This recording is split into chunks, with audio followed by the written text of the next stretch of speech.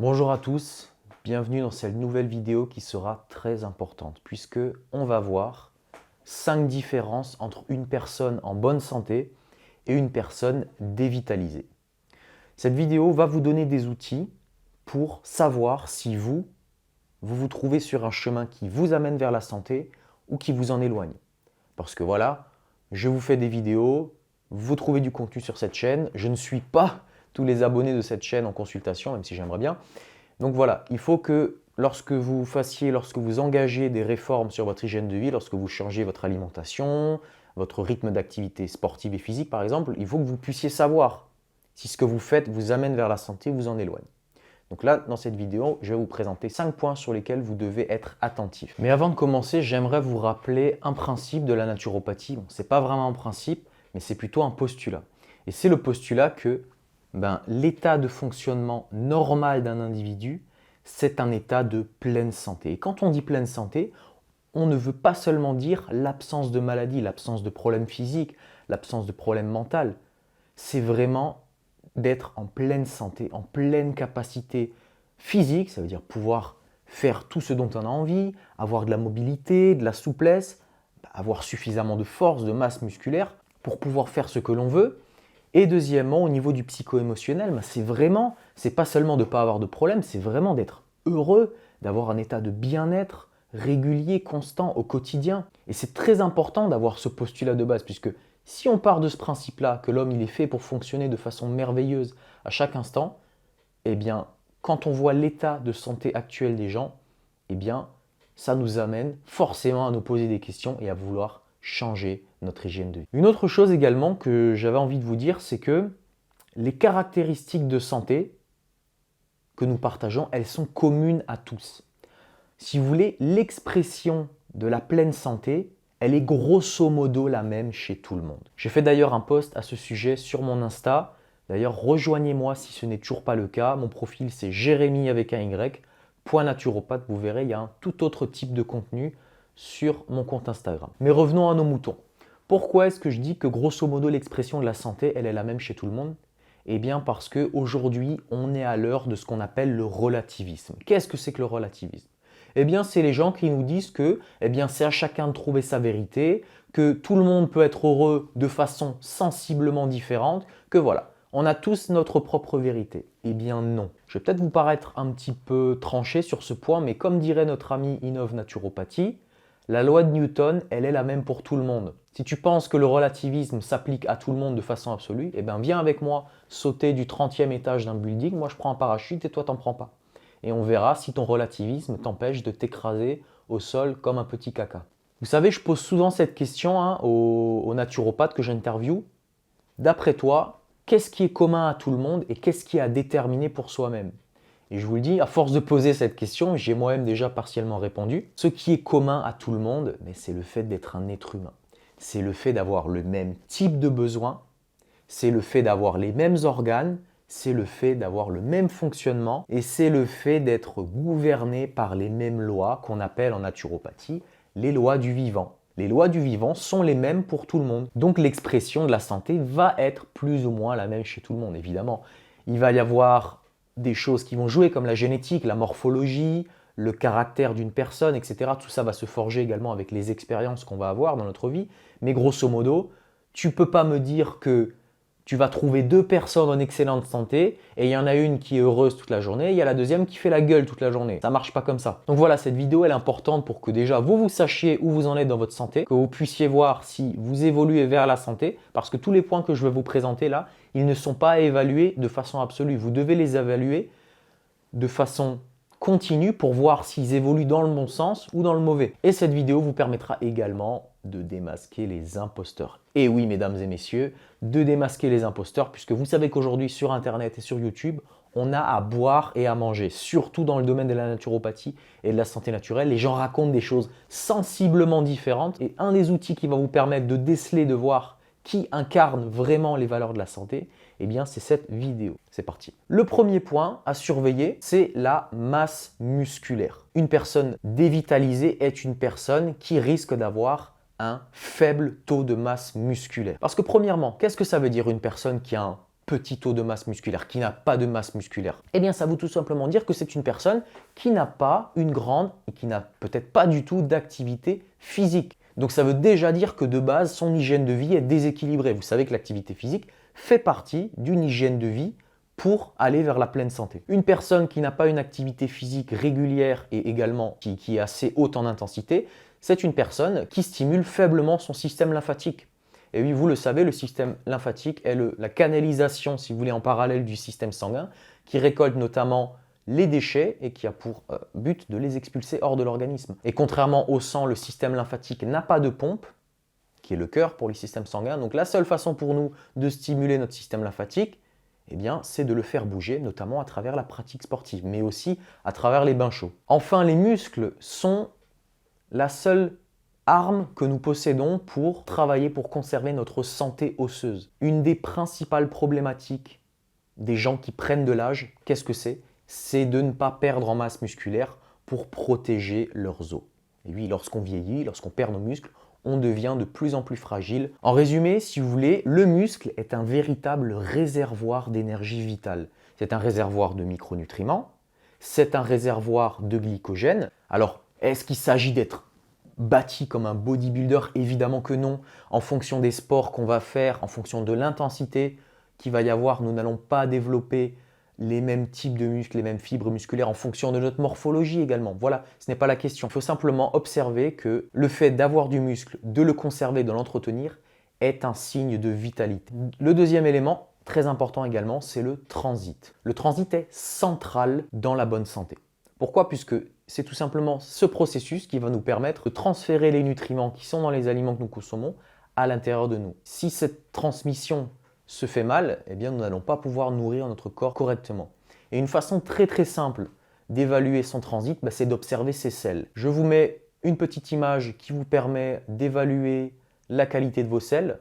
Et généralement, c'est un très bon indicateur. Normalement, voilà, les selles doivent être compactes, plutôt non odorantes. On ne doit pas avoir besoin de beaucoup de papier toilette pour s'essuyer. Il y en a même qui disent qu'on ne devrait pas en avoir besoin du tout. Et il faut également regarder la couleur. Donc le transit vous donne une information sur votre capacité d'assimiler les nutriments de votre alimentation et elle vous donne également une information sur la qualité de votre élimination. Puisque vous savez que les intestins sont avec les reins les deux principaux émonctoires qui servent à éliminer les déchets de l'organisme. Donc un mauvais transit, c'est à la fois une mauvaise façon de nourrir le corps et deuxièmement, c'est une mauvaise élimination de vos déchets. Voilà, donc une personne en bonne santé a un bon transit. Troisième élément qui en dit également beaucoup sur la santé, surtout hormonale, d'un individu, j'en ai déjà parlé dans plusieurs vidéos, c'est la libido. Et quand je dis la libido, c'est pas seulement l'envie de sexe, c'est vraiment l'envie de, voilà, la dalle, l'envie de croquer la vie, de se lever le matin, d'avancer dans ses projets, dans tout ce qu'on veut faire. Alors là, je vais peut-être un peu divaguer, mais il faut bien avoir conscience que la fonction principale d'une espèce pour la survie, c'est la reproduction chez les animaux. Et même pas que chez les animaux. Notre corps tout entier est câblé pour la survie. La survie est sa première préoccupation. Et pour qu'une espèce puisse survivre dans le temps, la première chose qui importe, c'est la reproduction. Donc là, je vous parle vraiment d'un point de vue darwiniste, je vous parle vraiment d'un point de vue primitif de survie de l'espèce. Donc notre libido, notre envie de nous reproduire, est véritablement la pulsion de vie, la pulsion, le moteur qui va permettre à notre espèce de survivre dans le temps. Donc si cette fonction, aussi primitive soit-elle, est endommagée, donc si la nuit ou le matin, pour les mecs, vous n'avez plus d'érection, si vous sentez que vous avez de moins en moins envie de faire l'amour, si vous pouvez passer 1 semaine, 2 semaines, 3 semaines sans y penser, alors que quand vous étiez adolescent, vous y pensiez tous les jours, effectivement, il y a peut-être un petit problème. Alors je ne vous parle pas évidemment des personnes qui sont très âgées, en la testostérone où les hormones sexuelles sont au plus bas, mais je vous parle vraiment voilà, quand on est dans ces jeunes années, quand on a en dessous de 30 ans, en dessous de 40 ans, normalement, c'est des pensées qui doivent quand même qui doivent être là. Donc une personne dévitalisée est une personne qui aura une libido basse, qui n'aura pas souvent envie de faire l'amour. Et c'est là où je vous dis que voilà, c'est un sujet un petit peu clivant parce qu'on pourrait me dire oui, mais on peut tous vivre à notre façon. Il y a des gens qui ont envie de faire plus l'amour, il y a des gens qui ont moins envie de faire l'amour. Et c'est là où je vous dis que voilà, il y a quand même des choses qui nous relient, des choses qui nous sont communes à tous, et ce n'est pas normal d'accord, de pouvoir passer 3 semaines, un mois sans avoir une pensée sexuelle, puisque c'est vraiment ça qui est à la base de la survie de l'espèce.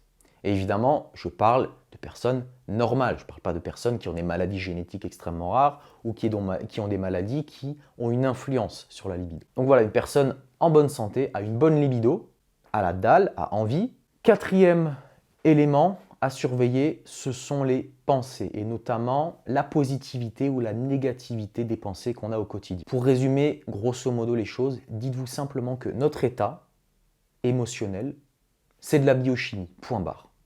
Si vous vous sentez heureux, si vous êtes en extase, si vous êtes déprimé, si vous êtes triste, c'est qu'à l'intérieur de vous, votre biochimie conditionne. C'est votre biochimie intérieure qui conditionne votre état de bien-être. Voilà, je vais vous faire passer quelques hormones du bien-être dont vous avez sûrement déjà entendu parler. Alors là, évidemment, je vous parle uniquement de l'intérieur. Je ne vous parle pas de l'influence de votre environnement, des événements sur vous. Je vous parle vraiment de votre quotidien. Si vous faites la gueule tous les jours, si vous vous levez, vous avez des pensées négatives, vous êtes tout le temps inquiet, vous êtes tout le temps angoissé, anxieux, c'est que votre biochimie ne fonctionne pas bien. Pourquoi votre biochimie peut ne pas fonctionner? Il peut y avoir 100 000 raisons. Par exemple, une carence alimentaire. On sait que les neurotransmetteurs, les hormones qui sont fabriquées par notre corps, sont fabriquées par des glandes, sont synthétisées notamment à partir d'acides aminés. Si vous ne les apportez pas, si vous n'avez pas les micronutriments pour en faire la synthèse, vous n'allez pas pouvoir les fabriquer, etc., etc. Donc votre état intérieur émotionnel est conditionné par votre biochimie. Et que votre biochimie fonctionne bien ou pas, ça va dépendre principalement de votre hygiène de vie. Donc une personne qui fait la gueule tout le temps, qui a des pensées négatives, qui se plaint tout le temps, c'est une personne qui a une hygiène de vie déséquilibrée, qui conduit à une biochimie interne déséquilibrée.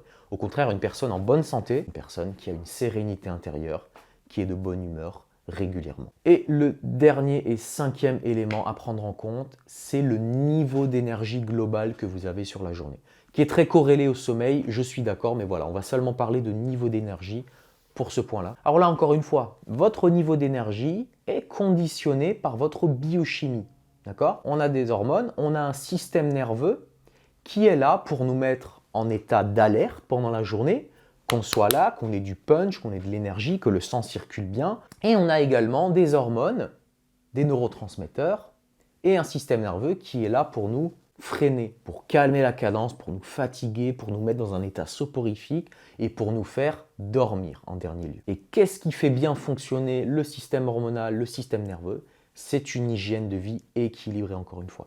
Une personne dévitalisée est une personne qui va avoir des problèmes d'énergie dans la journée. C'est une personne qui va avoir des coups de barre après les repas du midi, du soir, même de la collation. C'est une personne qui va avoir besoin d'excitants pendant la journée pour pouvoir travailler correctement. C'est une personne qui va se réveiller le matin éclatée, fracassée. Et à l'inverse de ça, une personne en vitalité, eh bien, c'est une personne qui va se réveiller le matin sans problème, qui se réveille même des fois 5-10 minutes avant son réveil, qui se lève de bonne humeur, qui a un taux d'énergie constant pendant la journée, qui est capable de pratiquer de l'activité physique pendant la journée et qui surtout le soir est suffisamment fatigué pour s'endormir facilement. Donc voilà, si vous me posez la question, est-ce qu'on peut vivre sans avoir trop de masse musculaire, en ayant un transit moyen, en ayant une petite activité sexuelle, en ayant des pensées moyennes, coup-ci coup-ça, négatives de temps en temps, et en n'ayant pas forcément la patate toute la journée, mais bien sûr qu'on peut vivre comme ça. Et d'ailleurs, la plupart des gens, je suis méchant en disant ça, mais il y a beaucoup de gens qui arrivent à vivre sans ça. Mais ce n'est pas ce qui nous intéresse sur cette chaîne. Ce qui nous intéresse, c'est de vivre en pleine santé, c'est d'atteindre son plein potentiel de santé, parce que la vie est incroyablement plus belle quand tous ces indicateurs sont au vert. Donc la prochaine fois que vous verrez un expert en santé naturelle sur Internet, apathique, cerné, qui fait la tronche, qui a une énergie basse, un physique d'adolescent prépubère, c'est-à-dire avec très peu de masse et de masse musculaire, posez-vous des questions. Posez-vous des questions parce que, évidemment, on pourrait me dire, mais Jérém, il existe des coachs sur cette planète, des coachs sportifs, qui ne sont pas super bien physiquement. C'est pas la même chose. Oui, mais est-ce que vous iriez voir un coach de fitness en perte de poids obèse? Est-ce que vous n'auriez pas plutôt envie d'aller voir une personne qui incarne réellement les valeurs de la naturopathie, de la santé, qui essaye d'appliquer à lui-même ce qu'il conseille aux autres? Je pense que la question, elle est vite répondue. Et je voudrais quand même terminer sur quelque chose qui me semble important, c'est que de toute façon, aux autres, on peut mentir.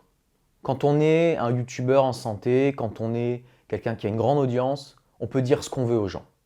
Mais à soi-même, on ne peut pas se mentir.